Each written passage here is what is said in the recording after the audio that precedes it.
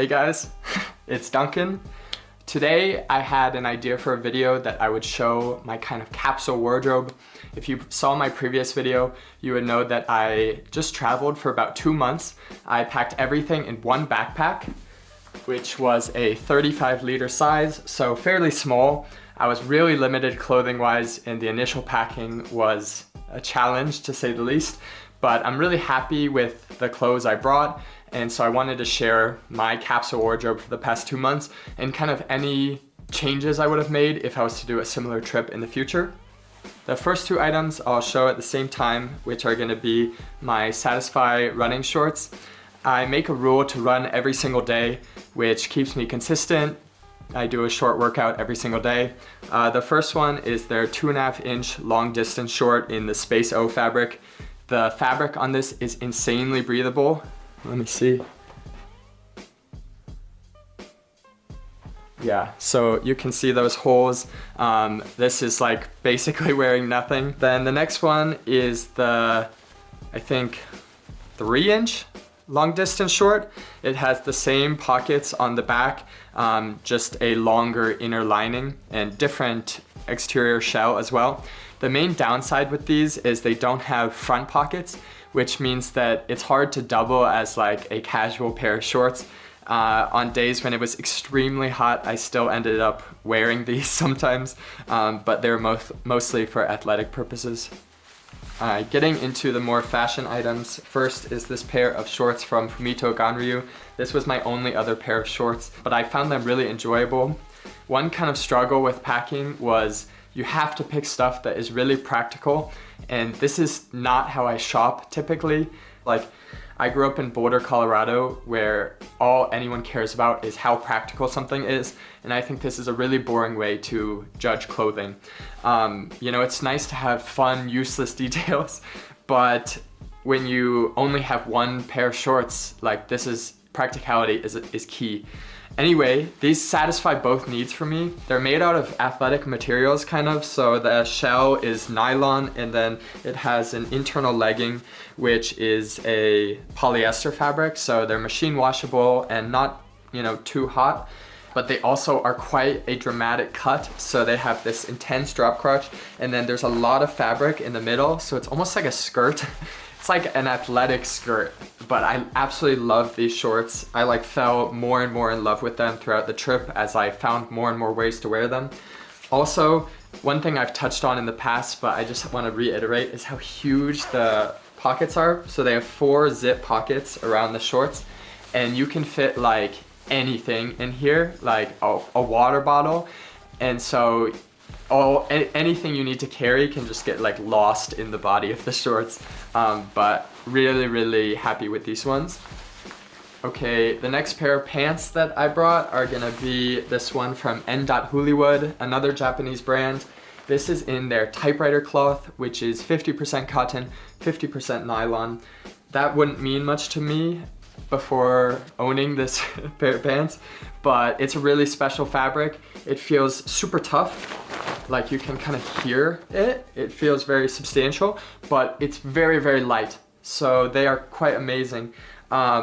They hold their shape, like hopefully you can see when I pull it out. And then they have this baggy cut.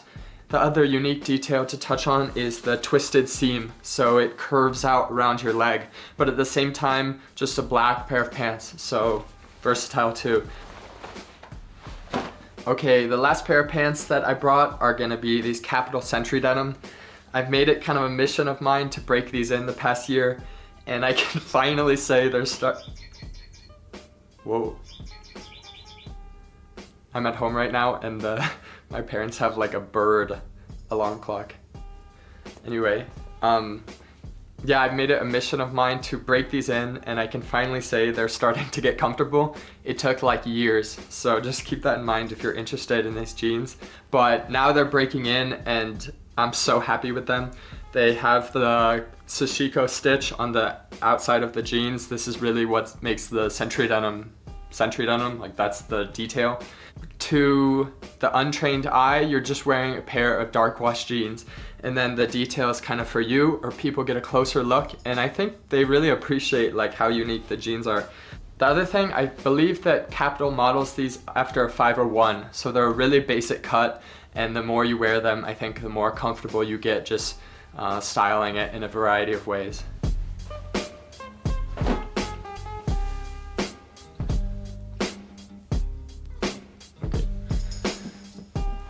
The last pair of shorts I have are my swim trunks. You probably need a pair of swim trunks, but I hate these ones. They have like sharks or fish on the outside, and I find them to be not that good. But I don't think any other swim trunks are worth it. So if you know a place to find cool swim trunks, please let me know. I'm like at a loss. There's one brand, if you know the brand Bless, they make this like faces print thing. They've done it on a wallet, a jacket, swim trunks. It's like a super cool print, very unique, but also a little bit subtle in my mind. And they make this fire pair of swim trunks, but they're like $400, so I don't think I'll buy those. But I would love to hear your recommendation. The next thing we're gonna get into is t-shirts. This is, as I was pulling the t-shirts, I was like, these are super boring. But actually I find them to be an important category. Anyway, the first one, which I think is the most important piece, is this white t-shirt from Daryl Brown. It can be any different t-shirt. Jesus Christ, Todd.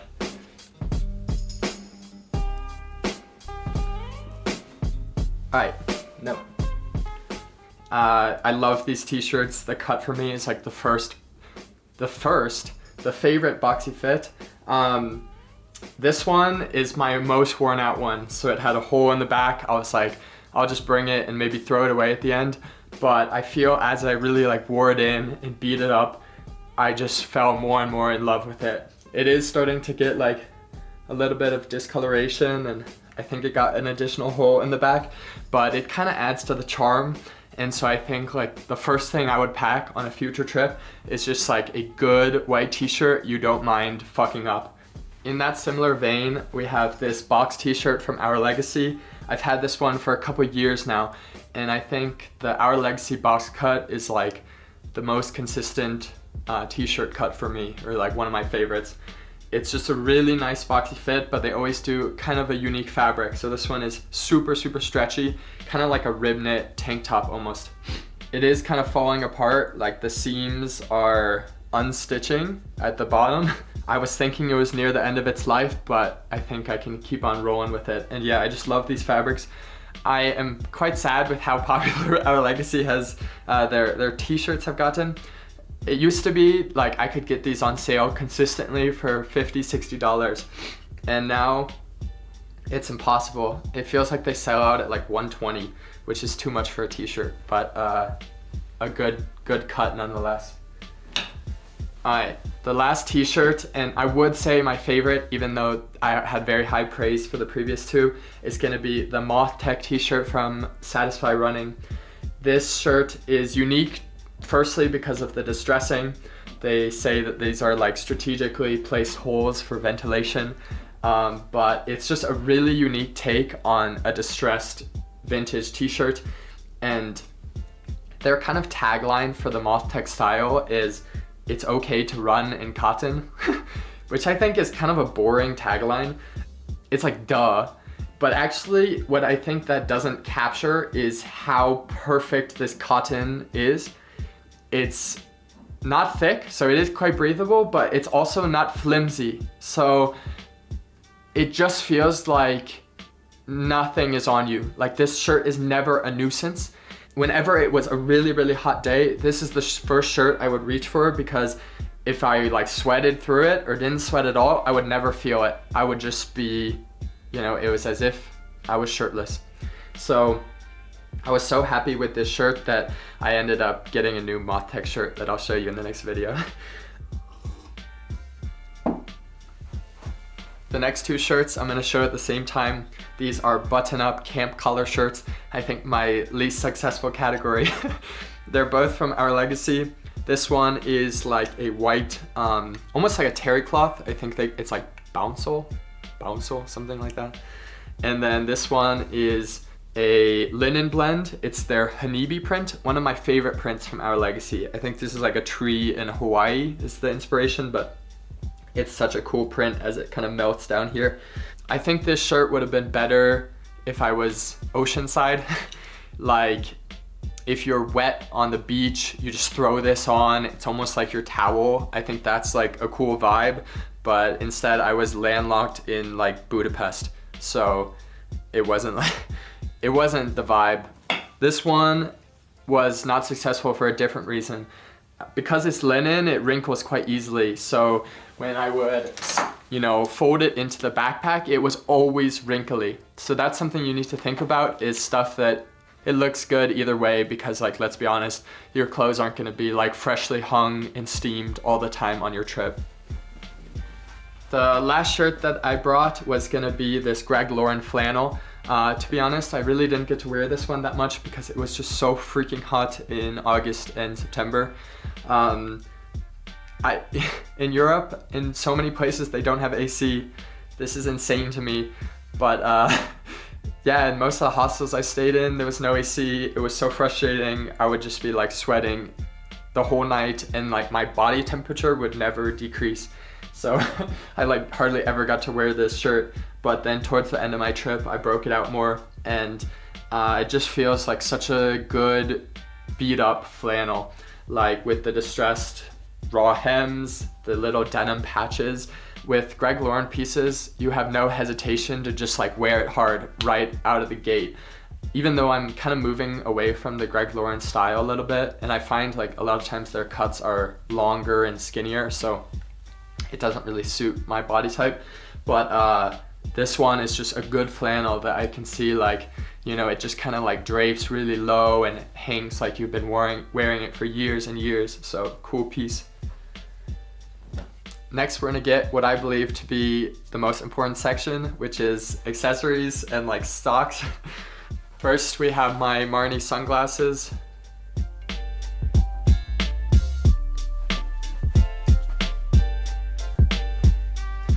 I don't know. I think they look pretty good on my face. The one downside with these is they don't have any nose pads, so they're just this heavy acetate material that when you get sweaty, it'll slide down. So they would be perfect if they had like the athletic nose pads. A little note for you, Marni, in collaboration with Retro Super Future. Next up is my hat. This is not a very exciting hat, but it's a good brown color, and it got a bit sun faded during the trip. Ta-da! Yeah, I actually brought two hats, this one and then one from Satisfy Running that was from their Stonehenge drop in this like cool green color. And to tell the story quickly, I lost it. I was trying to be polite. I took off my hat at a restaurant and put it on the side next to me, and I never picked it up. So I was like with a new friend, and I didn't want, like I recognized that I had forgot it like after we had driven 30 minutes away from the restaurant. And so it's kind of a ridiculous request to ask to go back. So I tried not to let it like ruin my day, but like if I'm honest, I was thinking about this hat for like 2 days. It was like, it was the only thing that didn't make it back from the trip, but it was a good hat. Anyway, some other like fun things that I brought was my Satisfy bandana. This is in a snakeskin print. It has frayed raw edges and then a reflective Satisfy logo. A lot of times I would like roll this up a little bit and tie it around my neck. And then with the hat, like, it was kind of a cool look. Nothing too big. But something that I think did make a big difference outfit-wise were the socks. These two are from Balega, which is like a running sock brand. And so they make pretty bright, high-vis colors.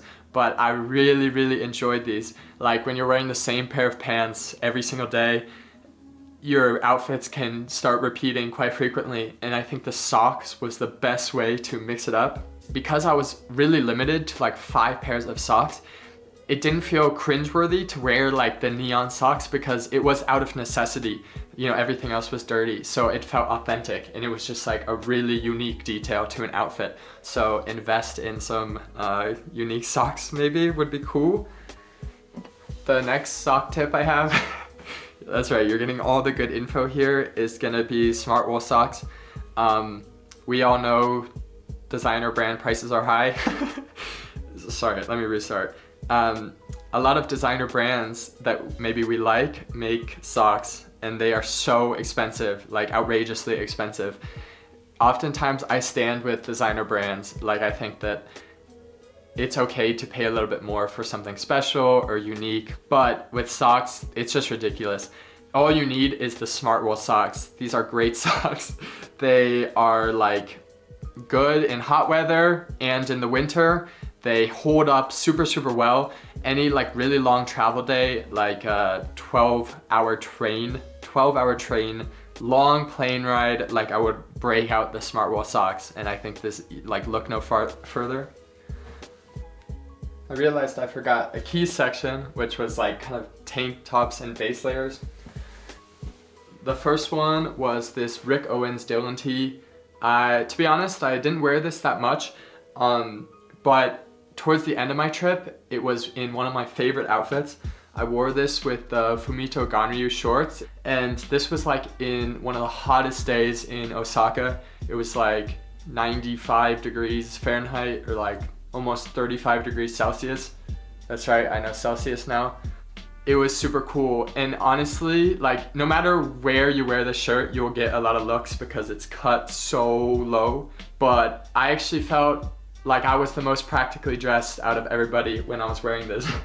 Like it was so hot that everyone was like drenched in sweat, and meanwhile I'm over here with my chest out, like, you know, feeling like I dominated the, you know, clothing competition.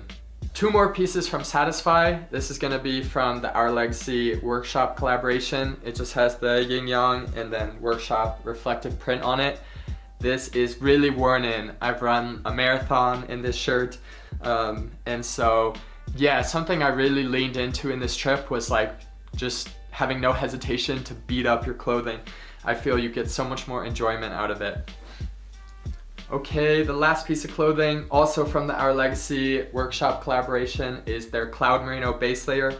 All 3 Satisfy shirts that I've showed you are in a different fabric, but they're all extremely breathable and good for, you know, many different types of weather. Merino wool is such a nice fabric that on really hot days when nothing was clean, you know, I would put this on and it worked just as well. So I was really happy with this.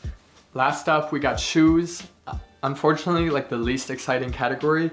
I packed 3 pairs of shoes, and I think everyone should go by this kind of rule of 1 pair of slides, 1 pair of athletic running sneakers, and then 1 pair of casual shoes. You don't have a lot of room, so bringing like a really formal or big pair of boots is not very practical. I have the Asics, I think 2160, GT 2160 as my running sneaker. And then my all-time favorite sneaker, which is the Moonstars. This is the Studio Nicholson collab, which is in the Dove colorway, but just basically a pair of white sneakers. And then Dries slides. I actually didn't bring these. These are the only sandals that I have now, because my other sandals I threw away. But you should definitely bring a pair of slides for like showering, or if you go to Japan or Korea, you don't wear any outdoor shoes inside, so you need a pair of like indoor slippers if you go there. Very last category of things I would do differently in the future. First is low socks. I, for some reason, brought like mostly high socks, which could get a little difficult with styling. So if I was to do it again, I would do like, you know, 4 pairs of these low socks that just blend in with the white sneakers. Revolutionary stuff here. And then the other one, which I was kicking myself for not bringing, is this pre-wrinkled attachment shirt. Like I was talking about with that Our Legacy shirt, your stuff is often wrinkled. So I thought it would have been so cool if I just, you know, had this shirt and could essentially crumple it up like this and throw it into the backpack, and then it comes out and this is how it's supposed to look. That's so cool. Alright, the last thing that I would have brought for a future trip, I actually don't own an option of this, but I think it would have been a good addition, is like a structured crossbody bag. There's one from Omar Afridi, which I love, and I think it needs to be structured because if you throw everything in there, like, you know, kind of like a hobo bag of sorts, then you're lacking some organization. And so I think it's good to have separate compartments, but I feel having a day pack that isn't just a backpack is really nice, because for one, if you bring a smaller day pack, then you're doing the fucking double backpack, which, you know, I don't know, that looks horrible. Additionally, I just don't like the look of backpacks. So I would have really loved to have like a nice crossbody bag when I'm going out and exploring for a whole day. Anyway, that's gonna wrap up my whole capsule wardrobe. I was pretty happy with the pieces that I ended up bringing. The next couple of videos, I'm gonna show my very belated summer pickups and then some pickups that I had in Japan and Korea from this trip. So please subscribe if that sounds interesting to you, and I'll see you in the next video. Bye.